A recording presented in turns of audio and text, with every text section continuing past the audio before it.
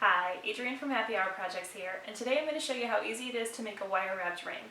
This is a project that you can make in less than 10 minutes, and it's a great way to use up any extra beads you've got in your stash. You know, those ones that don't quite match anything else, but you don't want to get rid of them because you just love them. This is going to be a perfect project and you can use those up.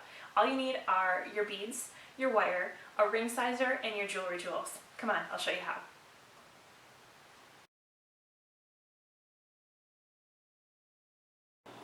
Alright, we're just going to jump right in. I'm going to give you a quick rundown on the supplies that we're going to use today, but it's not really that many things. First of all, you're going to want a ring sizer. That's really helpful. Mine is just plastic. You don't need anything really expensive. You need some 20 gauge wire. This is a silver plated copper wire.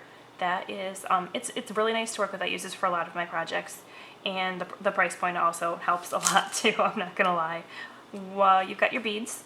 Whatever you want to use for a bead is fine. You just want to raise your stash. I would say you want something around the 10mm size.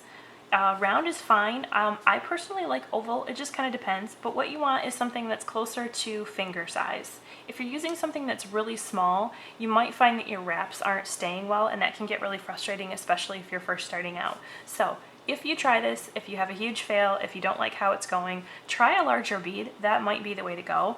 But mine is, I don't know exactly how big this is, but I would say this is about a 10 or 12mm wide bead. You're going to want wire cutters for this. You're going to want jewelry pliers for this. You might possibly want nylon pliers for this. It's kind of depends on your wire and what kind of state your wire is in. Mine is still pretty smooth.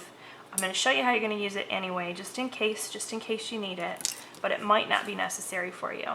So we're going to start out here by cutting about a 12-inch length of wire here. At this point, if you have any bends or coils, anything like that, you can use your pliers and just straighten it out. I find that these work really well for that kind of stuff. If you had a kink or anything, your nylon pliers would help with that. So just thread your bead onto the center of the wire. What we want to do is make sure that our two ends are pretty equal to each other as we're working. I'm just bending it around just to mark my place here to make sure that this bead doesn't slide all over. Now as you work, you're probably going to lose a little bit of length, so I always aim for about a half a size larger than what I actually want. Now a size 7 is a really common size, especially for a gift. Most people have at least one finger that's a size 7, so a size 7 ring is nice and common. Now if you know exactly what it needs to be, aim for whatever size you like, but I'm aiming for a size 7, so I'm going to start out working at about a 7.5 here. So what I'm going to do is just use my thumb here to position the bead, and we're going to wrap underneath so that one wire goes to the top of the bead, and underneath so that the other wire goes to the bottom of the bead. My bead's kind of flat here. It's not perfectly round. That's why I'm kind of slipping a little. If yours is rounder, you're not going to have an issue with that, but I apparently picked a difficult bead to work with to show you.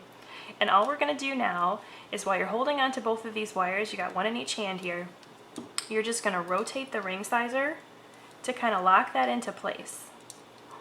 And you just want to keep turning, trying to keep these wraps under the previous wrap. And I think I got room to do one more here. Okay, this one's going to be tight. We'll see if I need another take here or not.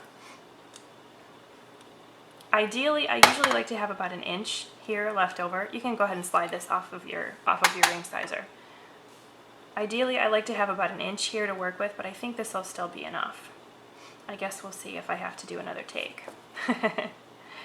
So you're going to take your jewelry pliers, and you're just going to take this end and wrap it around the side of this ring here. Now, if you haven't done any wire wrapping, you just go ahead and go slow if you like to. I'm probably going to go a little bit faster because I do wire wrapping quite a bit. But you just wrap it around this side here, just nice and snug.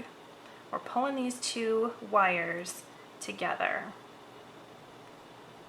Now most of the time you're going to have some excess that you're going to need your wire cutters for to nip off, but I cut this very, very close and I don't have any excess. But I did 3 wraps here on the side. I do like to do 3. 2 or 3 is fine. Once you get past 2, anything more is just for looks. Do the same thing over here on the other side. Since I did 3, I'm going to want to make sure I do 3 on this side. So there's 2 and 3.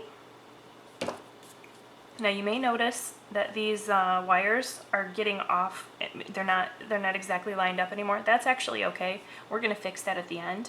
Just nip off this excess.